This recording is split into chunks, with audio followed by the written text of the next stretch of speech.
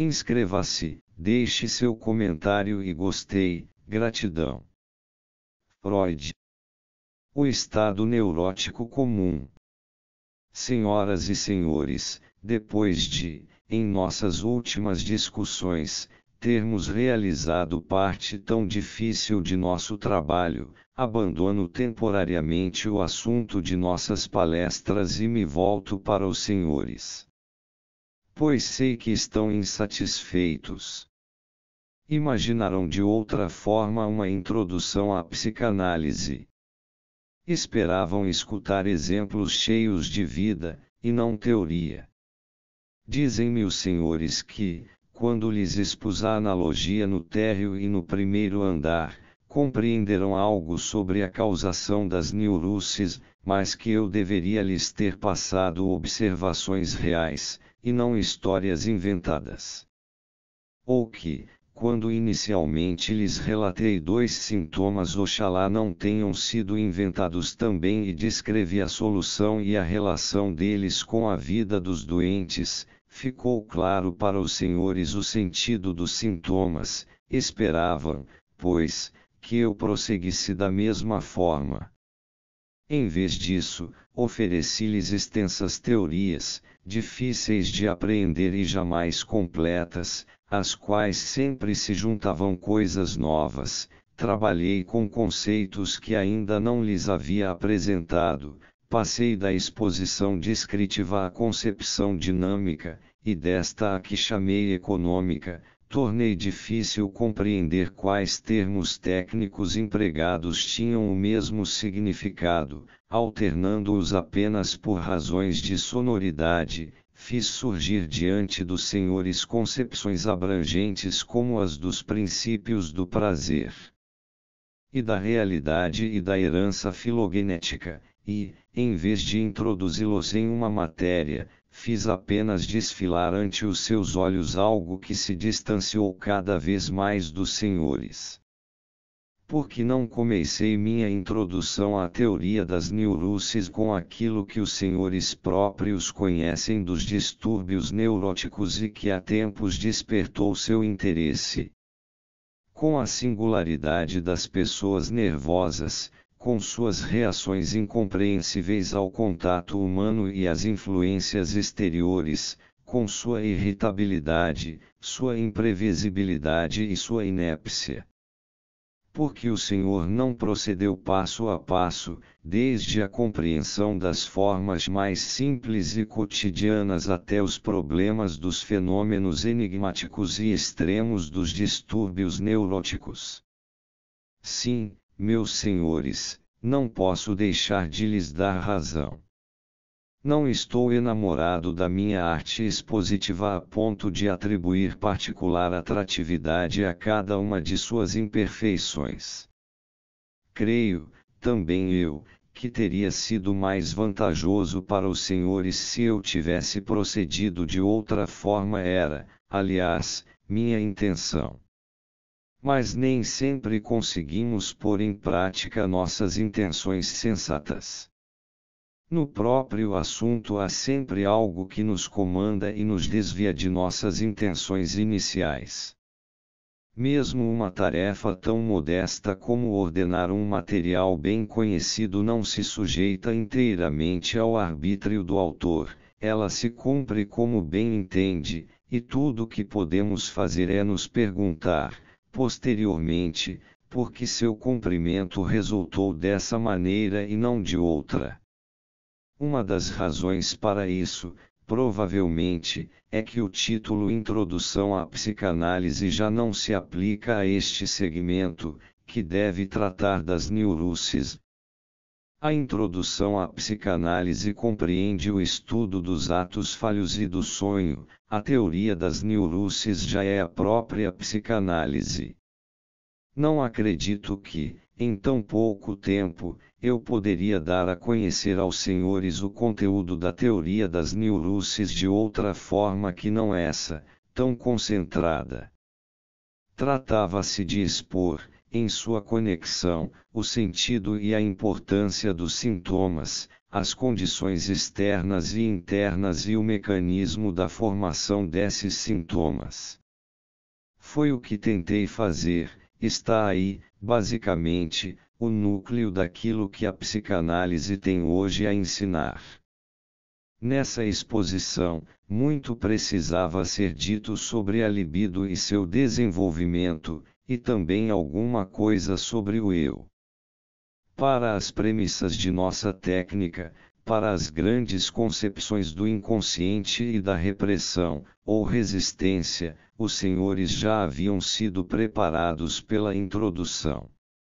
Numa das conferências seguintes, descobrirão também a partir de que pontos o trabalho psicanalítico tem sua continuidade orgânica.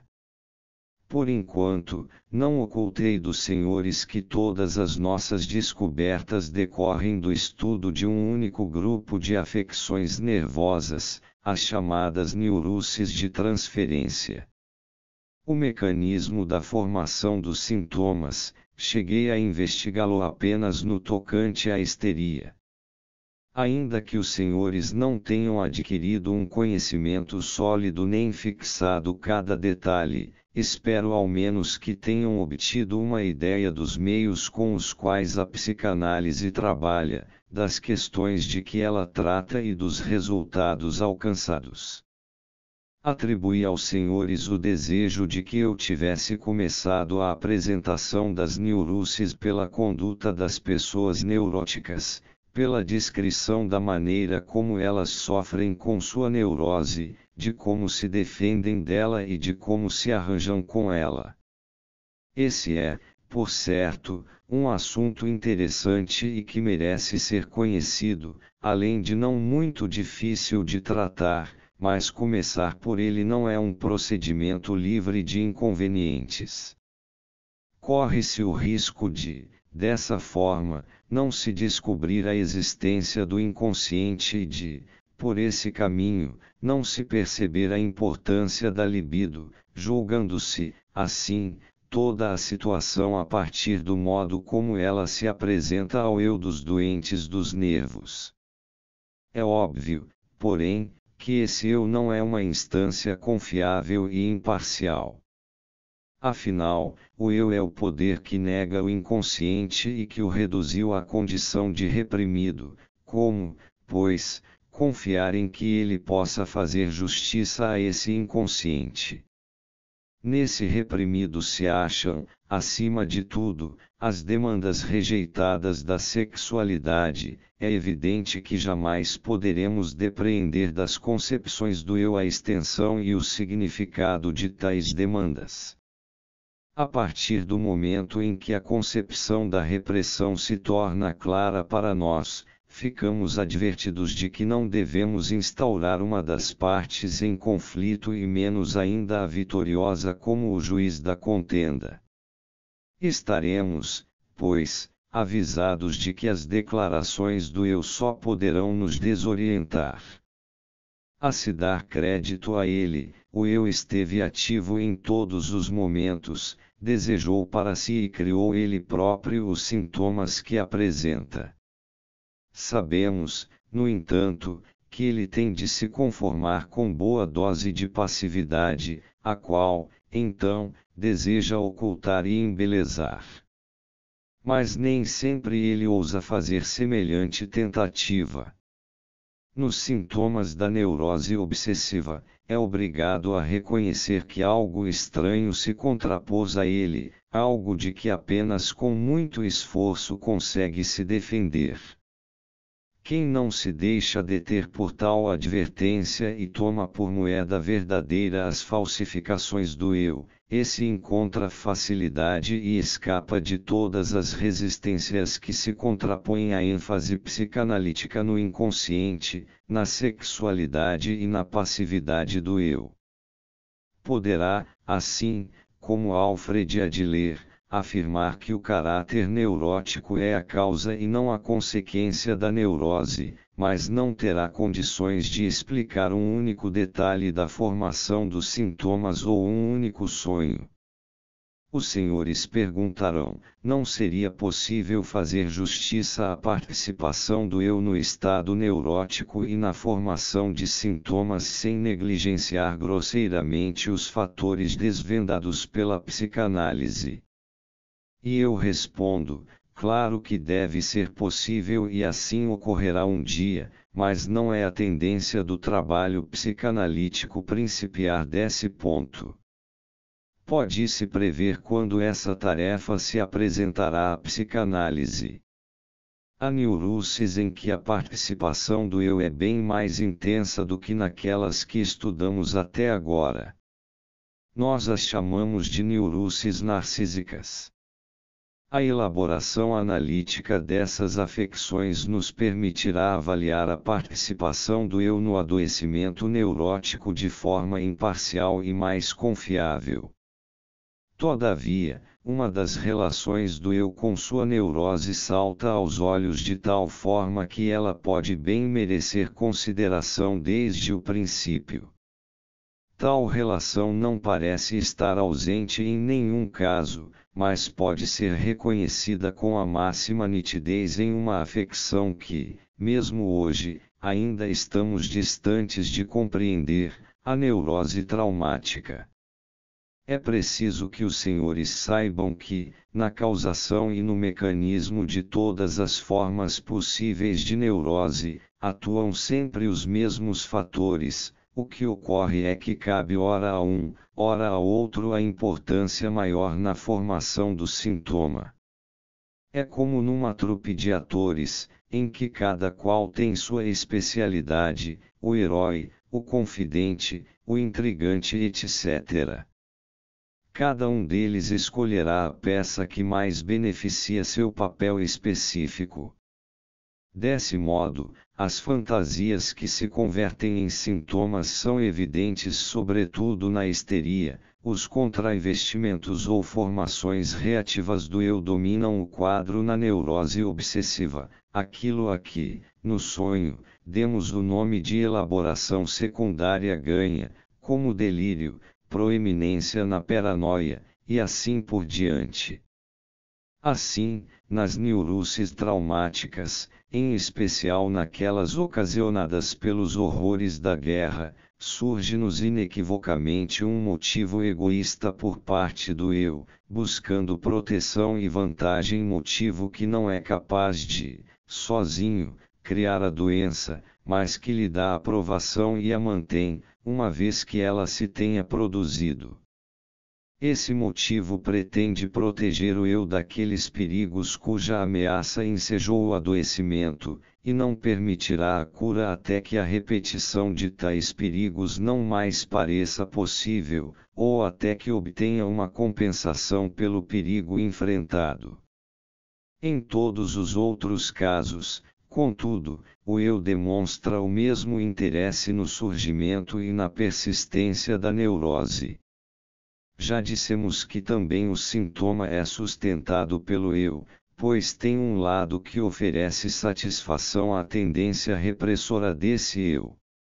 Além disso, a resolução do conflito por meio da formação do sintoma é o resultado mais cômodo e mais conveniente para o princípio do prazer.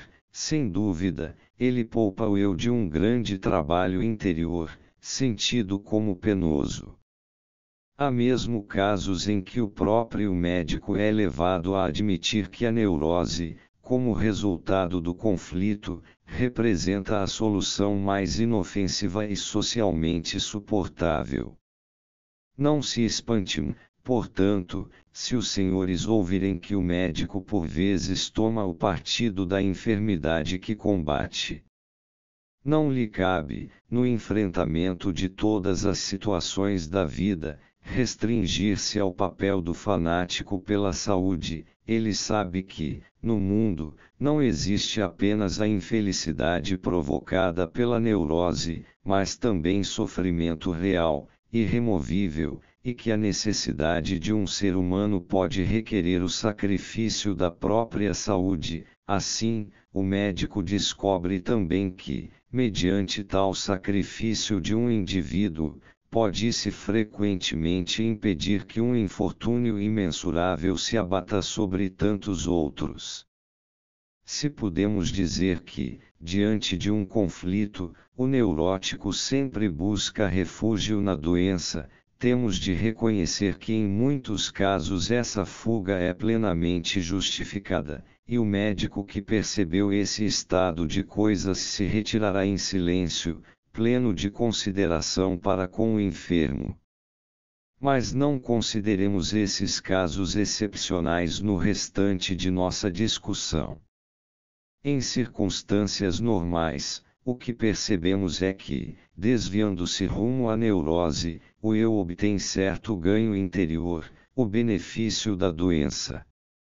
A ele vem se associar, em várias situações da vida, uma vantagem exterior palpável, que se pode estimar como maior ou menor na realidade. Vejam o caso mais frequente dessa natureza.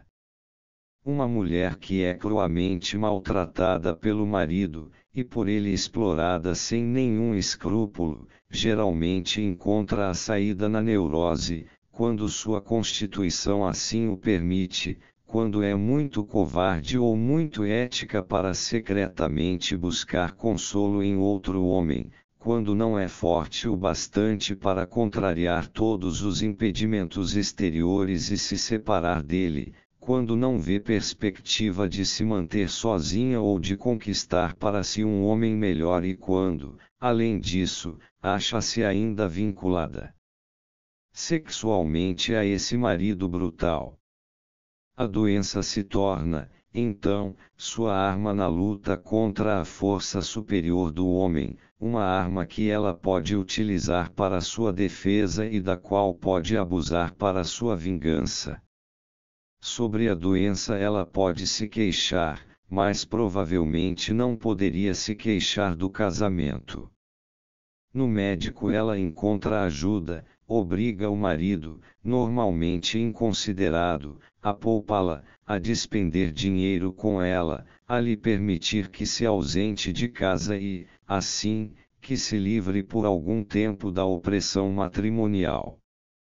Quando tal benefício exterior ou acidental da doença é elevado e não encontra substituto real, os senhores não poderão avaliar como grande a possibilidade de a terapia exercer influência sobre a neurose. Os senhores argumentaram que o que acabo de dizer acerca do benefício da doença depõe inteiramente a favor da concepção que eu mesmo havia rejeitado, isto é, a de que o próprio eu deseja e cria a neurose. Devagar, meus senhores. Talvez esse benefício signifique apenas que o eu tolera a neurose que, afinal, não pode evitar, e que faz dela o melhor proveito possível, se algum proveito é possível obter daí. Esse é apenas um lado da questão e, aliás, o lado agradável. Enquanto a neurose trouxer vantagens, o eu estará de acordo com ela, mas a neurose não possui apenas vantagens. Em regra, logo se revela que o eu fez um mau negócio ao se meter com ela. Pagou muito caro por um alívio para o conflito, e os sofrimentos ligados aos sintomas são talvez um substituto equivalente aos tormentos do conflito, mas provavelmente implicam um aumento no desprazer. O eu gostaria de se livrar desse desprazer causado pelos sintomas, mas não quer abrir mão do benefício da doença, e isso ele não consegue. Verifica-se, então, que o eu não era tão ativo quanto pensava, e isso é um fato que devemos guardar. Meus senhores, ao lidar com neuróticos na condição de médicos, logo abandonarão a expectativa de que aqueles que mais se queixam e reclamam de sua doença são os mais dispostos a receber ajuda e os que menos resistência opõem a ela. O que acontece é, antes, o contrário. Mas, por certo, terão facilidade para compreender que tudo o que contribui para o benefício da doença intensifica a resistência da repressão e aumenta a dificuldade terapêutica. Sobre a porção do benefício da doença que nasce com o sintoma, por assim dizer, temos ainda algo a acrescentar, que se verifica mais tarde. Quando uma organização psíquica como a doença persiste por um tempo maior, ela acaba se comportando como um ser autônomo, manifesta algo como um instinto de autoconservação, constrói uma espécie de modus vivendi entre ela e outras partes da vida psíquica, mesmo aquelas que, no fundo, lhe são hostis, e é difícil que não surjam oportunidades nas quais ela volte a se mostrar útil e proveitosa, adquirindo uma função secundária, por assim dizer, que confere força renovada à sua existência. Em vez de um exemplo vindo oriundo da patologia, considerem os senhores uma óbvia ilustração extraída da vida cotidiana. Um trabalhador capaz, que ganha seu pão de cada dia, sofre um acidente em seu trabalho e se torna um inválido. Trabalhar, ele agora já não pode, mas, com o tempo, passa a receber uma pequena pensão por invalidez e aprende a tirar proveito de sua mutilação na condição de mendigo. Sua nova existência, por pior que tenha se tornado, assenta-se agora precisamente naquilo que pôs fim à sua existência anterior. Se puderem corrigir sua deformidade, os senhores o estarão de início privando de sua subsistência. A pergunta que se coloca é se ele ainda é capaz de retomar seu antigo ofício. Aquilo que, na neurose, corresponde a uma tal utilização secundária da enfermidade, nós podemos juntar, como um benefício secundário, aquele benefício primário da doença. De modo geral, todavia, eu gostaria de dizer aos senhores que não subestimem o significado prático desse benefício da doença, nem permitam que ele os impressione do ponto de vista teórico. À parte aquelas primeiras exceções que já admitimos, esse benefício sempre nos recorda os exemplos da inteligência dos animais que Oberlander ilustrou nas Fliegen de Blatter. Um árabe montado em seu camelo segue por uma trilha estreita entalhada na parede íngreme de uma montanha. Em uma curva do caminho, ele se vê de súbito diante de um leão, pronto a dar o bote. O árabe não vê saída, de um lado, a parede vertical, de outro, o abismo, retorno ou fuga são impossíveis, está perdido, julga. O animal, porém, avalia a situação de outra forma. Com o árabe montado no lombo, ele salta para o abismo, e o leão fica a ver navios. Em regra, o auxílio prestado pela neurose não traz melhor resultado para o doente. É possível que venha daí o fato de a resolução de um conflito pela formação de sintoma constituir um processo automático que não pode se mostrar à altura das demandas da vida e no qual o ser humano deixa de utilizar suas forças melhores e mais elevadas. Se houvesse escolha, seria preferível sucumbir em luta honrada contra o destino. Mas, senhores, devo-lhes ainda uma exposição dos demais motivos pelos quais, em minha apresentação da doutrina das neuroses, não parti do estado neurótico comum. Talvez os senhores pensem que não o fiz porque teria, então, maior dificuldade para demonstrar a causação sexual das neuroses. Estariam enganados, porém.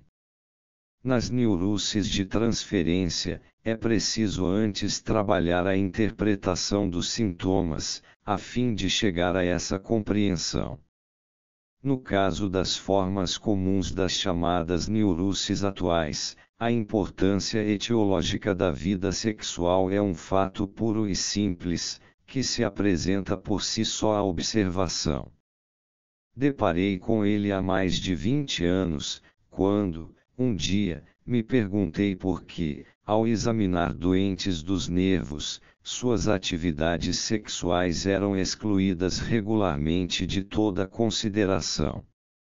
Na época, sacrifiquei minha popularidade com os pacientes por causa dessa investigação, mas, depois de breve empenho, pude formular a tese de que na vida sexual normal não existe neurose. Referi-me à neurose atual. Sem dúvida, essa tese passa facilmente ao largo das diferenças individuais entre as pessoas, além de padecer da imprecisão inerente ao juízo do que vem a ser normal, mas que ainda conserva seu valor para uma orientação mais geral.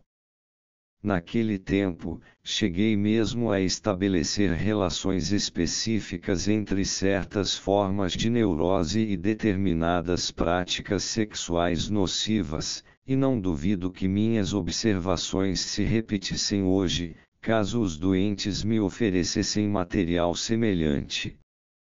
Com bastante frequência, verifiquei que um homem que se contentava com certo tipo de satisfação sexual incompleta a masturbação, por exemplo, padecia de determinada forma de neurose atual, e que essa neurose prontamente dava lugar a outra, caso ele trocasse seu regime sexual por outro igualmente repreensível.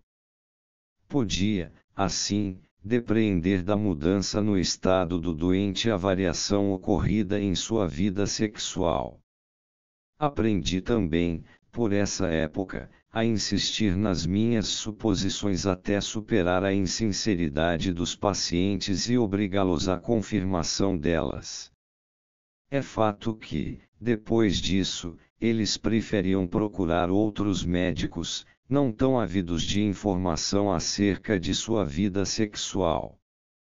Tampouco pude deixar de perceber que as causas do adoecimento nem sempre apontavam para a vida sexual. Um doente podia, de fato, ter adoecido em consequência de uma prática sexual danosa, outro, porém, em razão de ter perdido sua fortuna ou de ter passado por uma doença orgânica extenuante. A explicação para essa variedade veio mais tarde, quando adquirimos a compreensão das conjecturadas relações entre o eu e a libido, e ela se revelou tanto mais satisfatória quanto mais profunda se fez tal compreensão. Uma pessoa só adoece de neurose quando seu eu perde a capacidade de acomodar de alguma maneira a libido. Quanto mais forte o eu, mais fácil lhe será o cumprimento dessa tarefa. Toda debilidade do eu, qualquer que seja a causa, há de produzir o mesmo efeito que uma intensificação desmedida da demanda da libido e, assim, possibilitar o adoecimento neurótico. Eu e libido possuem também outras relações, mais íntimas, as quais, no entanto, ainda não surgiram no horizonte que ora consideramos e que, por isso, não busco explicar aqui. Essencial e esclarecedor para nós permanece o fato de que, em todos os casos, independentemente do caminho que conduziu ao adoecimento, os sintomas da neurose são sustentados pela libido e, assim, dão testemunho do uso anormal dela.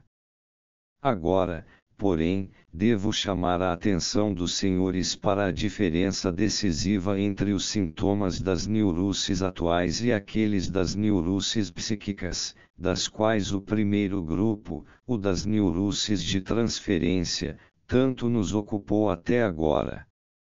Em ambos os casos, os sintomas vêm da libido, constituindo, portanto, usos anormais dela, satisfação substitutiva. Mas os sintomas das neuroses atuais: pressão no interior da cabeça, sensação de dor, irritabilidade em um órgão, enfraquecimento ou impedimento de uma função não têm um sentido, um significado psíquico. Eles não apenas se manifestam sobretudo no corpo, como sucede com os sintomas histéricos, por exemplo, como são também processos inteiramente físicos, em cujo surgimento não atuam os complicados mecanismos psíquicos de que tomamos conhecimento. São, de fato, aquilo que por tanto tempo se acreditou que eram os sintomas psiconeuróticos. Como podem, então, corresponder a aplicações da libido, que conhecemos como uma força que atua nas psique? Isso, meus senhores, é muito fácil. Permitam-me recordar uma das primeiras objeções levantadas contra a psicanálise. Dizia-se que ela buscava uma teoria puramente psicológica dos fenômenos neuróticos e que o fazia em vão, porque teorias psicológicas jamais poderiam explicar uma enfermidade. As pessoas preferiam esquecer que a função sexual não é coisa puramente psíquica, assim como tampouco meramente somática. Ela influencia tanto a vida do corpo como a da psique. Se, nos sintomas das psiconeuroses, vimos manifestações de distúrbios na atuação psíquica da função sexual, não nos espantará descobrir nas neuroses atuais consequências somáticas diretas dos distúrbios sexuais. Para a compreensão desses, a clínica médica nos fornece valioso indício, que já foi levado em conta por pesquisadores diversos.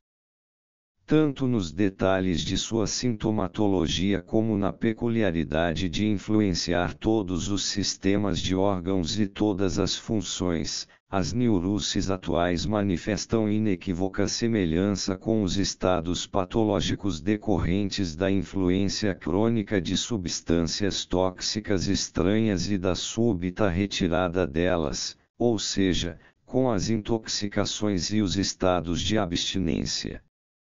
Esses dois grupos de afecções se aproximam ainda mais pela mediação de estados que também aprendemos a relacionar com o efeito produzido por substâncias tóxicas, como a doença de Basedov, mas, nesse caso, não por toxinas estranhas introduzidas no corpo, e sim por aquelas produzidas pelo próprio metabolismo. O que quero dizer é que, diante dessas analogias, não podemos deixar de ver as neuroses como consequências de perturbações em um metabolismo sexual, seja porque essas toxinas são produzidas em quantidade maior do que aquela com a qual uma pessoa é capaz de lidar ou porque circunstâncias internas, e mesmo psíquicas, estão prejudicando a utilização correta dessas substâncias.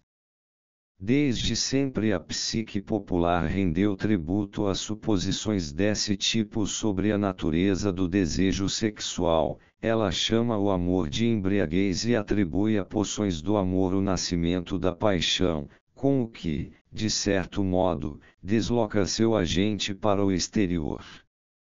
Esta poderia ser, para nós, uma oportunidade de lembrar as zonas erógenas e a afirmação de que a excitação sexual pode ter origem nos mais diversos órgãos.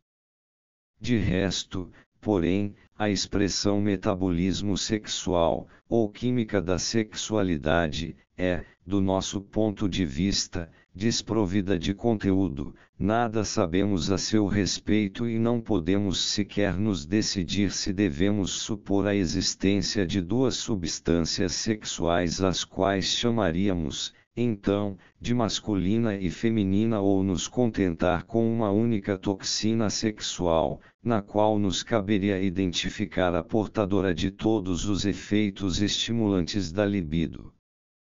O edifício que erguemos da teoria psicanalítica é, na realidade, uma superestrutura, que um dia deverá ser assentado sobre o seu fundamento orgânico, mas este ainda não conhecemos. como ciência, a psicanálise não se caracteriza pela matéria de que trata, e sim pela técnica com que trabalha.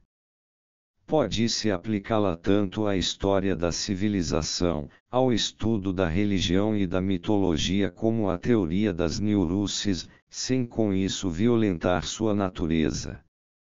Ela não faz nem pretende fazer outra coisa que não seja desvendar o inconsciente na vida psíquica.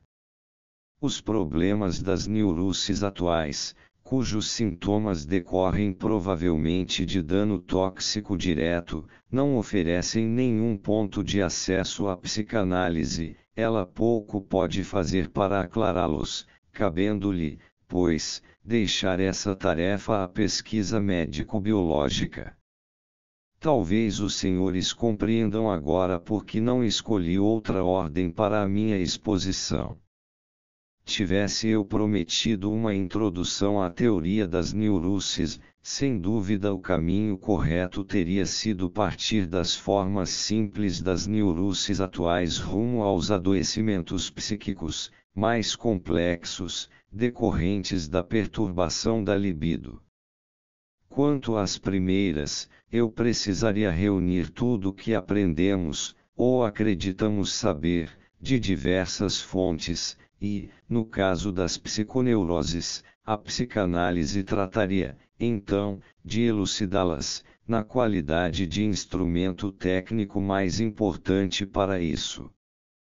Contudo, o que pretendi fazer e anunciei foi uma introdução à psicanálise. Para mim, era mais importante que os senhores adquirissem uma ideia da psicanálise do que certos conhecimentos acerca das neuroses, razão pela qual eu não podia pôr em primeiro plano as neuroses atuais, infrutíferas no que concerne à psicanálise.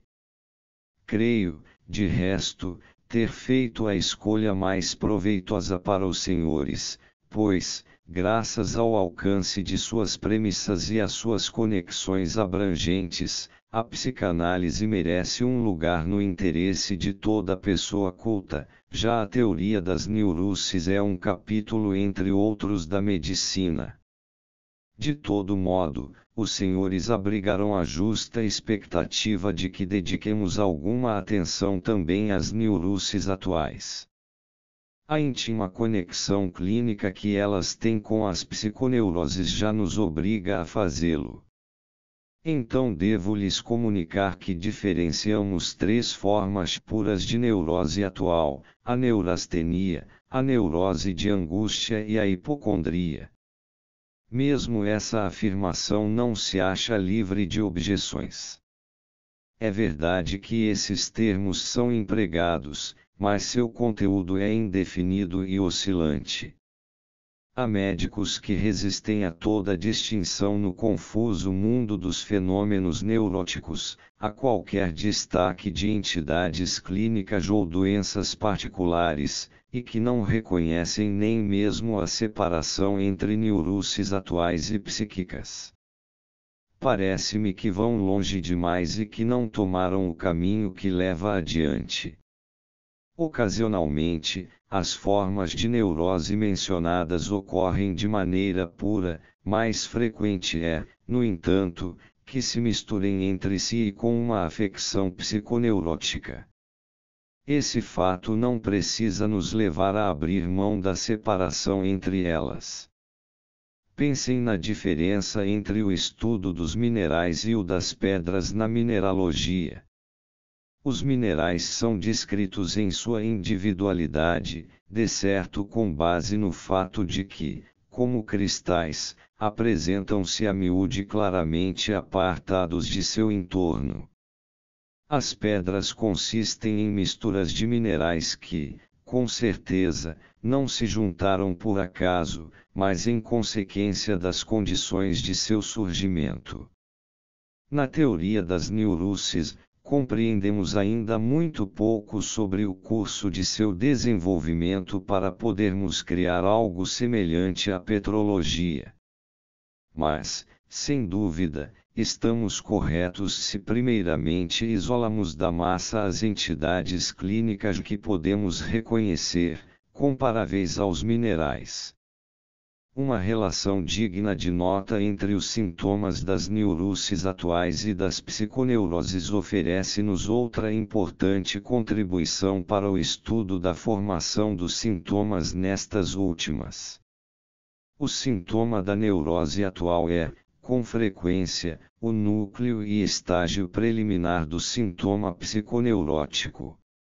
Uma relação desse tipo pode ser observada da maneira mais nítida entre a neurastenia e a neurose de transferência a que se dá o nome de histeria de conversão, entre a neurose de angústia e a histeria de angústia, mas também entre a hipocondria e aquelas formas que mais adiante serão mencionadas sob os nomes de parafrenia, dementia praecoce e paranoia. Tomemos como exemplo o caso de uma dor de cabeça ou dor lombar histéricas. A análise nos mostra que, mediante condensação e deslocamento, ela se tornou sucedâneo da satisfação para toda uma série de fantasias ou lembranças libidinais. Mas essa dor também já foi real, outrora foi um sintoma diretamente tóxico sexual, expressão física de uma excitação libidinal. Não pretendemos, de modo algum, afirmar que todos os sintomas histéricos possuem tal núcleo, mas o fato é que esse é frequentemente o caso e que todas as influências que a excitação libidinal exercem sobre o corpo normais ou patológicas têm preferência na formação dos sintomas da histeria. Elas desempenham o papel do grão de areia que o molusco envolve em camadas de madrepérola. Da mesma forma, os sinais passageiros de excitação que acompanham o ato sexual são empregados pela psiconeurose como o material mais conveniente e apropriado para a formação de sintomas. Semelhante processo oferece particular interesse diagnóstico e terapêutico. Não é raro suceder em pessoas predispostas à neurose, mas que não têm uma neurose evidente, que uma alteração física de natureza patológica, uma inflamação, digamos, ou algum ferimento põe em marcha o trabalho da formação do sintoma, que, então, transforma rapidamente o sintoma que lhe é dado pela realidade em representante de todas as fantasias inconscientes que se acham à espreita de um meio de expressão do qual se apoderem. Em um caso assim, o médico tomará ora um, ora outro caminho terapêutico, ou desejará eliminar o fundamento orgânico, sem se preocupar com sua estridente elaboração neurótica, ou combaterá a neurose surgida oportunamente e dará pouca atenção ao seu ensejo orgânico.